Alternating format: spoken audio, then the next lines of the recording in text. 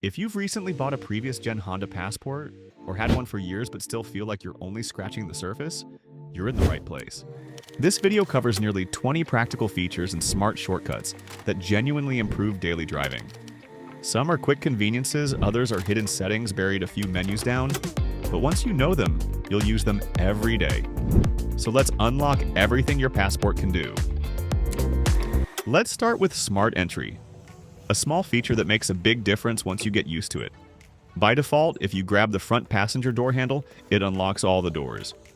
But if you grab the driver's handle, it only unlocks that one door. That's a security preference built into the system. However, if you've got passengers who expect instant access, you can switch the behavior so all the doors unlock from the driver's side too. Go to Settings, Vehicle, Keyless Access Setup, Door Unlock Mode. Select all doors. Now that we've covered getting into the Passport the easy way, here's what to do when things aren't so easy. If your key fob battery dies, or even if the vehicle's battery is completely drained, you're still not locked out. Flip the key fob over, slide the release tab, and pull out the hidden mechanical key. On the driver's door handle, there's a key slot. Insert, turn, and you're in. And if the fob battery is dead, but the Passport still has power, step on the brake, then press the start button using the key fob itself. There's a chip inside the fob that the vehicle can read even when the battery isn't working, so it will still fire right up. It's a tiny detail that can save you from a huge headache someday. If you're sitting in your Passport and just want to listen to music or charge your phone, here's a useful trick. Don't press the brake. Tap the engine start-stop button twice and you'll enter Accessory Mode. Your screens turn on, the audio system works, and the charging ports stay active, all without starting the engine. Just keep in mind, the engine isn't running, so you're using battery power. If you leave Accessory Mode on for too long, the vehicle may eventually shut systems down to preserve the battery. Passports with leather seats also add a driving position memory system. And yes, the side mirrors are part of it. Super handy if you share the car with someone else. Here's how to set it up. Start the vehicle. Adjust your seat exactly the way you like it. Set your mirrors, switch to the left to adjust the driver mirror, right for the passenger mirror. Press Set on the door. Within 5 seconds, press 1 or 2. You'll hear a beep letting you know the setup is saved. Each memory button matches the number printed on the back of the key fob, so you always know who's driver 1 and who's driver 2. Using it is effortless. As soon as you unlock and open the driver's door with your fob, the seat and mirrors move into place. If something doesn't adjust the way it should, or you're using the wrong key fob, just press your memory button and everything will return to your position. A couple of quick tips. The vehicle must be in park to manually recall a memory position. Wireless signals, phones, other Bluetooth devices can cause confusion or block the signal. If both key fobs are inside the vehicle, the system may not know which settings to choose. Finally, there's also a smart exit mode. Turn the vehicle off, open the driver's door, and the seat slides back to make getting out easier. One more perk. Your personal settings for climate and other vehicle features follow the fob you're using, so swapping drivers stays smooth and drama-free. Speaking of those side mirrors, there's also a reverse gear tilt-down feature designed to help you see the ground better when backing up near curbs or tight spaces. Just move the mirror adjustment switch to the left or right, and that mirror will automatically tilt downward when you shift into reverse. Don't need it for the moment? Slide the switch back to the center to turn it off. And just so you know, only one mirror will tilt down at a time. If you've learned something new so far, make sure to like the video and subscribe to the channel. It really helps, and it lets me know these tips are useful for you. In your Passport, you can fine-tune a few small but meaningful things to make every drive more comfortable. The front seat belts have adjustable anchor points, so you can slide them up or down to match your height perfectly. The steering wheel is fully adjustable too. Just pull the lever under the column and tilt or telescope it until it feels just right. The sun visors for both driver and passenger also do a little extra work. They swing over to the side window to block glare, and they even slide out for more coverage. Ideal for those early morning or late afternoon sun angles. Now let's move to the real workhorse part of the Passport, the cargo area. Every model comes with a smart tray hidden under the floor. Here's a tip. It's removable and can be hosed off quickly. We often stash our kids' sandy sandals, muddy gear, or even toss in bags of ice to keep drinks cool. For easier access, use the little hook to keep the cover secured, just like I do. Practical, simple to clean, and ready for anything your adventures throw at it.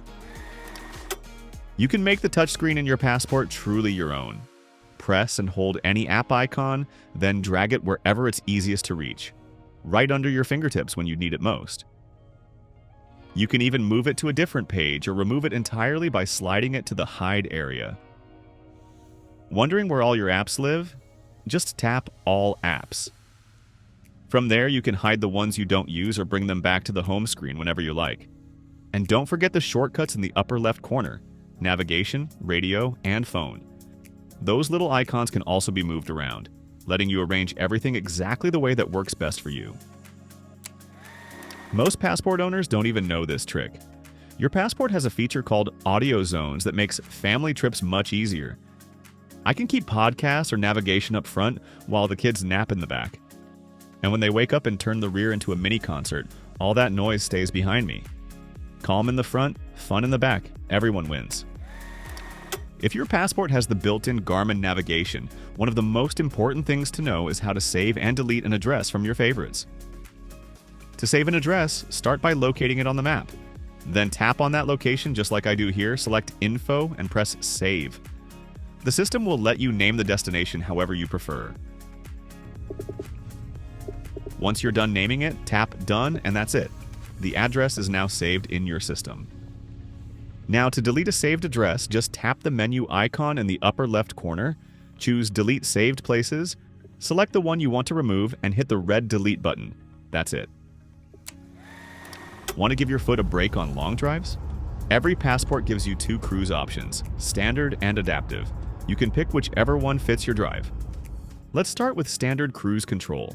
Press the main button on your steering wheel. If you see the green ACC light on the dash, that just means Adaptive Cruise is ready. That's the default mode, and we'll talk about it in a moment. To switch to Standard Cruise, press and hold the distance button until the cruise mode indicator appears. Now you're in the regular mode. Get up to the speed you want, then press Set. Your passport will hold that speed for you. You can adjust your speed with the toggle switch. Tap up or down for +1 or -1 miles per hour.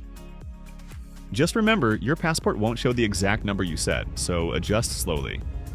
You can cancel cruise at any time by pressing the brake, hitting cancel, or switching it off with the cruise button. If you had to brake and want to go back to your previous speed, press Resume. Now let's talk about Smart Cruise, which is perfect for long drives. This one doesn't just hold your speed. It can slow down on its own to keep the distance you set from the car ahead, and then speed back up to your preset pace when the road clears. Here's how to turn it on. If you're in Standard Cruise, press and hold the distance button again until the cruise mode indicator disappears from the dash. The ACC light should still be on. Now you can set the following distance just by tapping the same distance button, no holding. Bars will appear on your dash. Each bar is about 1 car length, roughly 40 feet. When you see the distance you want and reach the speed you'd like to be at, press Set. From here, the passport manages the spacing and speed changes for you. One more helpful tip. If you press and hold the toggle, plus or minus, your speed changes in 5-mile-per-hour jumps. It's a quick way to adjust, just be careful not to overshoot your target speed. It might look like a lot at first, so try it in a safe, empty area before using it on the highway. Once you get used to it, Smart Cruise becomes simple, and it makes long drives much more relaxing.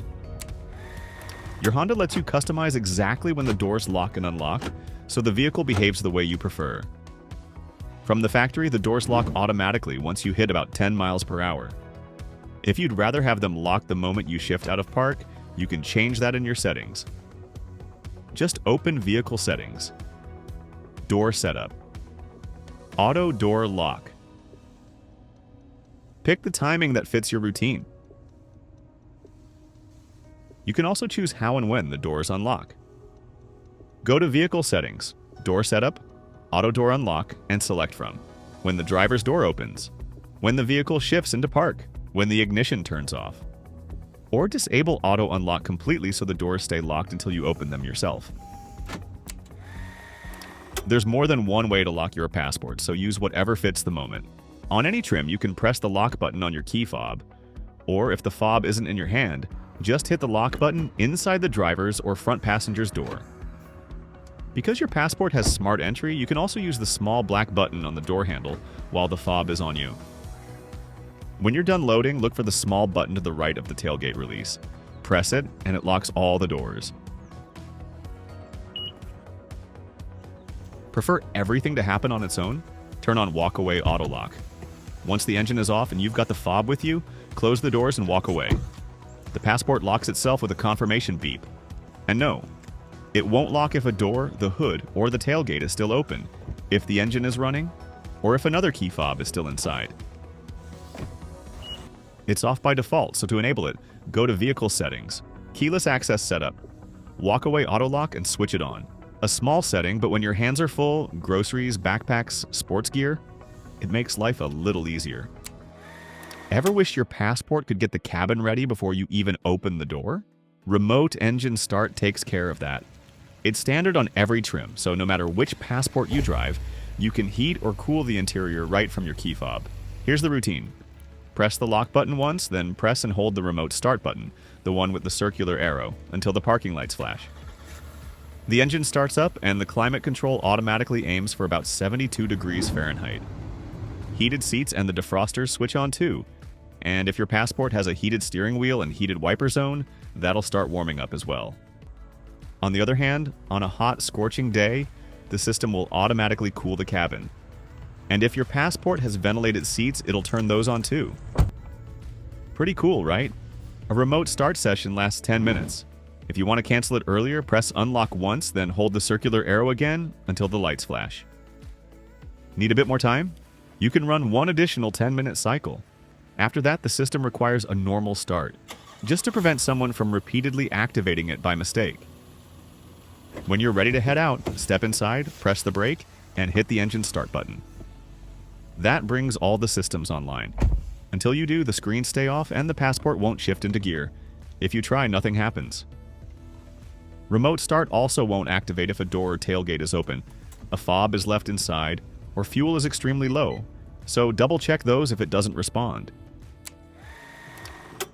Did you know that with a quick double tap and hold of the unlock button on your key fob, you can lower all the windows and the sunroof? Yes, it is standard on every Passport and lets the heat out before you even open the door. To close everything back up, pull the physical key out of your fob, insert it into the driver's door, turn it left once, then turn it again, and hold it until all the windows in the sunroof shut completely. It's a handy way to cool the cabin without ever stepping inside. The only downside is that there doesn't seem to be a way to disable it, which could be a concern if you accidentally trigger it, especially right before a rainstorm. Caught in the rain? On higher trim Passports, just set the wipers to auto, and the rain sensors will adjust the wiper speed as conditions change. When you don't need it, simply move the stalk out of auto to turn the feature off. One quick tip: disable auto before entering a car wash. The sensors can be triggered by the brushes. If you usually park near a porch or walkway and want a little extra light at night, your Passport lets you choose how long the headlights stay on after you shut off the engine. By default, they stay on for about 15 seconds, but you can shorten that time so they turn off as soon as you close the driver's door, or extend it if you'd like more light while walking away. To change the setting, open Lighting Setup in the Vehicle Settings, then select Headlight Auto Off Timer, and choose the delay that fits your routine best. Driving at night? The Honda Passport comes with Auto High Beam to make nighttime driving easier and safer. It automatically switches between high and low beams based on traffic and surrounding light. A front-facing camera watches for headlights, taillights, and streetlights, so you get better visibility without blinding other drivers. To use it, set the headlight lever to Auto. Auto High Beam works when you're driving about 25 miles per hour or faster. The headlights are in low beam mode. It's dark enough and no vehicles are detected ahead. When auto high beams are active, you'll see the blue high beam indicator along with the A icon on the instrument cluster. If you need to flash the high beams, pull the lever toward you. Push it forward to keep the high beams on continuously. Just keep in mind this temporarily turns auto high beam off until you reset it.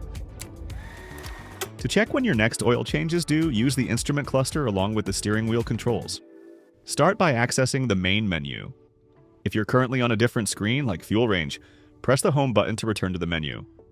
Then use the up or down arrows to scroll until you find maintenance, and press enter to select it. Scroll down to oil life and press enter again. You'll see your oil life shown as a percentage. 100% means fresh oil, and once it drops to 15% or below, the vehicle will start reminding you that service is coming up. And if your mechanic forgot to reset it after an oil change, it's an easy fix. Just open Vehicle Settings, go to Maintenance Info, select the service you want to reset, and confirm. That's it. To reset Trip A or Trip B on any Honda Passport, start in the instrument cluster and navigate to the fuel range screen. Press Enter to highlight Trip A or Trip B, then press and hold Enter until it resets. Now here's the useful part for trims with the color touchscreen.